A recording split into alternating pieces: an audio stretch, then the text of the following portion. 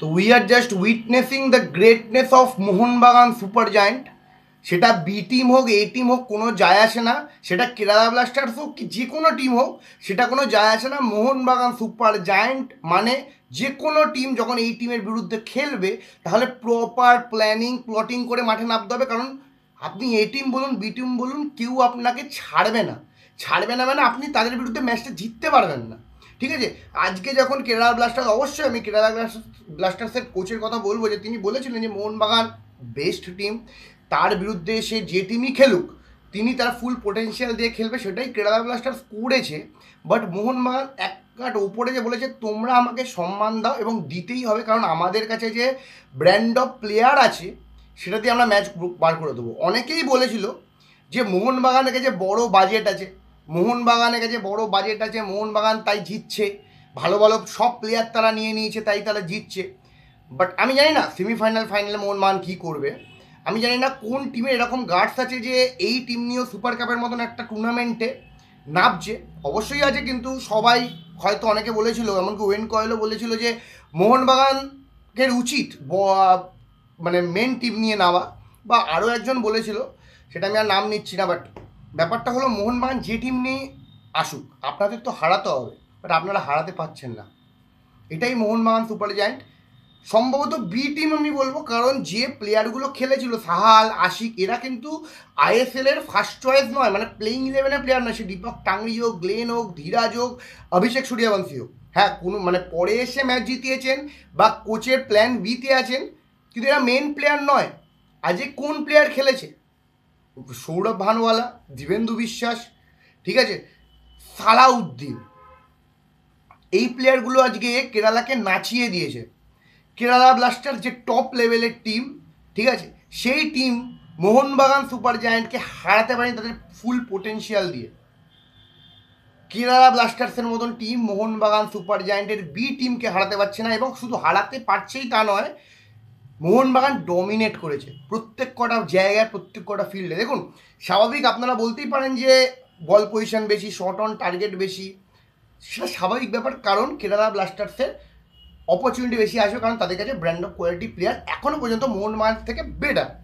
কিন্তু Mohun Bagan super giant এই প্লেয়ারগুলোকে নিয়েও ম্যাচ বার করতে পারে, প্রপার কাউন্টার অ্যাটাকিং ফুটবল খেলতে পারে, যখন পজিশন দরকার পজিশন খেলতে পারে, লাস্ট মিনিটে যখন সময় নষ্ট করার দরকার কীভাবে বুদ্ধি দিয়ে আশিক, কুরুনিয়ান এবং সাহাল কতগুলো কর্নার আর্ন করলো এবং বলগুলো মাঠের বাইরে বার করাচ্ছিল, সেটা প্রশংসা দাবি রাখে। এবং আশিক, কুরুনিয়ান, সাহাল এবং সালাউদ্দিন, এই সালাউদ্দিন প্লেয়ারটাকে যদি একটু ভালো গ্রুম করা হয় না, তাহলে আমাদের আর বাইরে থেকে কোনো প্লেয়ার এনে দরকার নেই। আমাদের একাডেমিতে আমাদের পরবর্তী সময় যে প্লেয়ার আসে তারাই কাজ করে দেবে, দরকার পড়ে না এইটি। আমি তো বলবো মোহনবাগান ফালতু ফালতু ফালতু টাকা খরচা করছে, আইএসএলের টিমকেই নামিয়ে দিক, পরে পরে এই টিমটাকেই আইএসএলে নামিয়ে দিক, মোহনবাগান বেটার রেজাল্ট করবে আমার বিশ্বাস। এই প্লেয়ারগুলো আরেকটু গ্রুম হওয়া দরকার। টিমের মধ্যে একটা দুর্দান্ত সিনার্জি আছে, এই কদিনের মধ্যে যে প্র্যাকটিসটা বাস্তবরায় করিয়েছেন সেটা তারিফের যোগ্য, এবং প্লেয়ারদের মধ্যে খিদে আছে। আজকে একটা জায়গায় দেখলাম যে সালাউদ্দিন 1:1 চান্স মিস করেছেন, সুহেল ভাট তার উপরে চেঁচামেচি করেছেন অ্যাজ আ সিনিয়র প্লেয়ার হিসাবে। সুহেল ভাট তো কিছুটা সিনিয়র টিমের সাথে ছিলেন, তো সেই প্লেয়ার হিসাবে তার ওপরে চেঁচামেচি করছেন। সালাউদ্দিন একটু রসিকতা চলে, তার গলাটা ধরে এ করে, স্বাভাবিক, এটা হয়। বাট তারপরে যখন সুহেল ভাট গোল করলো এবং তারপরে যখন একসাথে আলিঙ্গন করা, একসাথে সেলিব্রেট করা সেই গোলটা, এইটাই কিন্তু মোহনবাগান সুপার জায়ান্টকে অন্য টিমের থেকে আলাদা করেছে। ভালো প্লেয়ার নিয়েই গ্রেট টিম হয় না, গ্রেট টিম হয় ভালো ম্যানেজমেন্ট, প্লেয়ারদের মধ্যে বন্ডিং সেই নিয়ে। এবং ভালো টিমের নামই কিছু কিছু প্লেয়ারকে তার ফুল পোটেনশিয়ালের থেকে 1% হলেও বেশি করতে বাধ্য করে। সেটাই মোহনবাগান সুপার জায়ান্ট এখন বর্তমানে ভারত সেরা, সেটা নো ডাউট। এবং সেই টিম যে ফুটবলটা খেলছে সেটা তারিফযোগ্য। গোলের ক্ষেত্রে 2টো গোল করেছে মোহনবাগান এবং 1টা গোল করেছে কেরালা ব্লাস্টার্স, যেটা লেট গোল হয়েছে। বাট প্রথম গোলের ক্ষেত্রে সালাউদ্দিনের যে ইন্ডিভিজুয়াল ব্রিলিয়ান্সি, যেভাবে 1-on-1 বিট করে একটা মাইনাস রেখেছে, মাইনাস বলবো না, বলটাকে জাস্ট রেখেছে, একটা ক্রস, হালকা ক্রস, সাহাল নিজের দক্ষতার শীর্ষে উঠে যেভাবে বলটাকে রিসিভ করে তারপরে একদম ইজিয়েস্ট প্রসেসে বলটাকে লব করে গোলকিপারের মাথার উপর থেকে ফেলেছে এবং গোলটা করেছে। সাহাল এই গোলটা ডিজার্ভ করে।